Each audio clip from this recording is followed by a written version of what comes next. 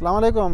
ये हम स्लोवाकिया के दारुल खिलाफ़ है ब्राटिस्लावा के अंदर मौजूद हैं और इधर एक किला है जिसको ब्राटिस्लावा कैसल कहा जाता है और इसकी बड़ी तारीख़ है।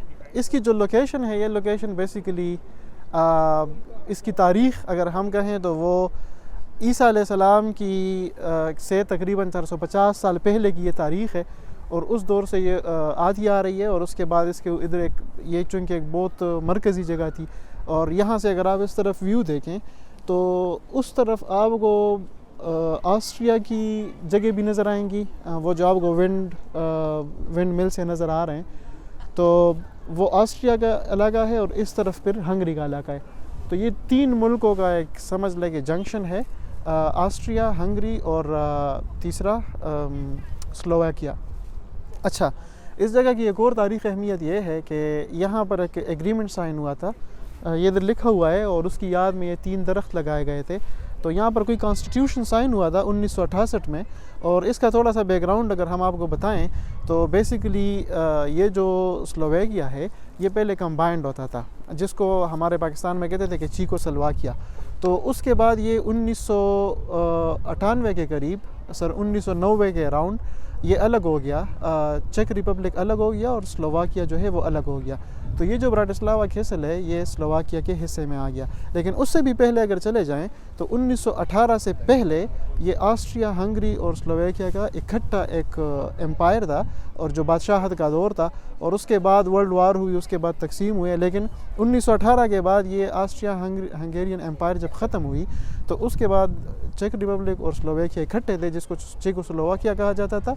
और फिर इसके मुख्तलिफ़ फेजेज़ इनके आते गए कि स्लोवाकिया उसमें से इंडिपेंडेंट होता गया, फिर मिल जाता था, फिर इंडिपेंडेंट होता था। लेकिन आखिरकार सर 1998 में ये जो है अलग हो गए और चेक रिपब्लिक अलग हो गया। तो ये इनकी एक मुख्तसर तारीख़ है और ये जगह इस हवाले से बहुत अहम रही है क्योंकि जितनी भी अहम मीटिंग्स होती थी वो यहाँ पर होती थी और जितने भी कॉन्स्टिट्यूशन और फैसले होते थे वो इस जगह पर होते थे। तो आपको इस जगह का विज़िट कराते हैं मुख्तसर एक हिस्टोरिकल पर्सपेक्टिव देने के बाद, और आए इस जगह।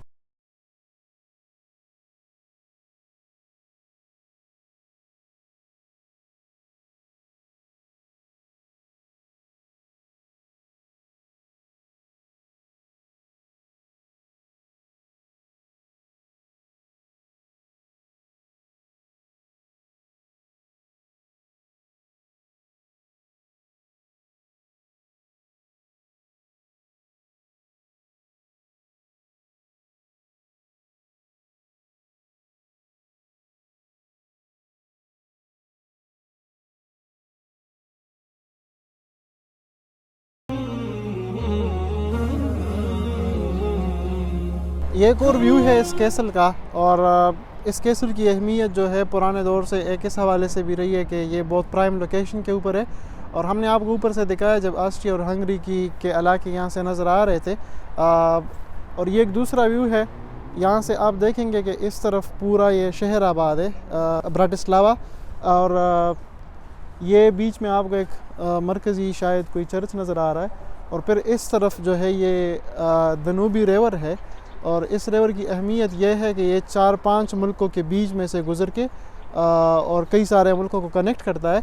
और ये एक बहुत अहम ट्रेडिंग रूट है। जैसे आप सबको अंदाज़ा है कि जिन मुल्कों के पास इस तरह का कोई एक्सेस हो कि जहाँ से पानी के रास्ते से तिजारत हो सकती हो तो वो जगह बड़ी इम्पोर्टेंट कंसिडर की जाती हैं। तो इसलिए ये जगह ट्रेडिंग एक रूट होती थी पुराने दौर से। और ईसा अलैहिस्सलाम की पैदाइश से पहले भी कुछ मौरख़ीन कहते हैं कि उन ज़मानों के अंदर भी एक बहुत अहम ट्रेडिंग रूट रहा है। और उस वजह से फिर ये मुख्तलिफ़ जो फोर्सेस थी दुनिया के अंदर ये इस जगह को बड़ी अहमियत देते थे कि क्योंकि अगर इन इलाकों का कंट्रोल संभाल लिया जाता था तो फिर उसके ज़रिए से ट्रेडिंग को भी कंट्रोल किया जा सकता था। और फिर उस तरीके से अब जो मुल्कों की इकॉनमी थी उसको अपनी मर्ज़ी के साथ चलाया जा सकता था। क्योंकि पुराने दौर के अंदर कोई IMF या वर्ल्ड बैंक के नाम की कोई चीज़ नहीं थी। तो उस वक्त जो बादशाह होते थे वो अपने बेहतरीन जंगजुओं का इस्तेमाल करके तो उनके ज़रिए से ऐसे इलाके फ़तह करने की कोशिश करते थे कि जिसके ज़रिए से वो मुल्कों की तिजारत को कंट्रोल करके और उनके ऊपर अपना कानून वो मुसल्लत करने या उनके ऊपर रूल करने को वो एक टूल के तौर पर इस्तेमाल करते थे। तो इसलिए ये जगह भी बहुत अहम है और बहुत प्राइम लोकेशन के ऊपर है।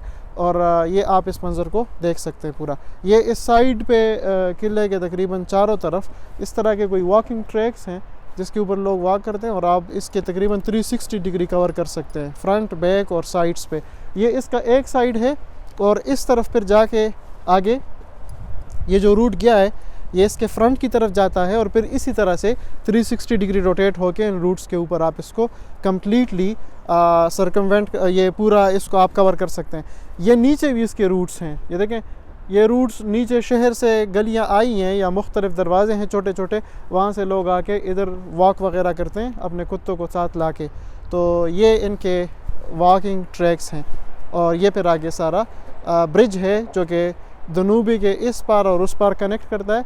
और ये तकरीबन ऑस्ट्रिया के साथ एक मिलता जुलता कंसेप्ट है, क्योंकि ऑस्ट्रिया के अंदर भी दनूबी के इस पार जो सिटी है और उस पार जो सिटी है, तो उसको मल्टीपल ब्रिजेस के ज़रिए से कनेक्ट किया गया है।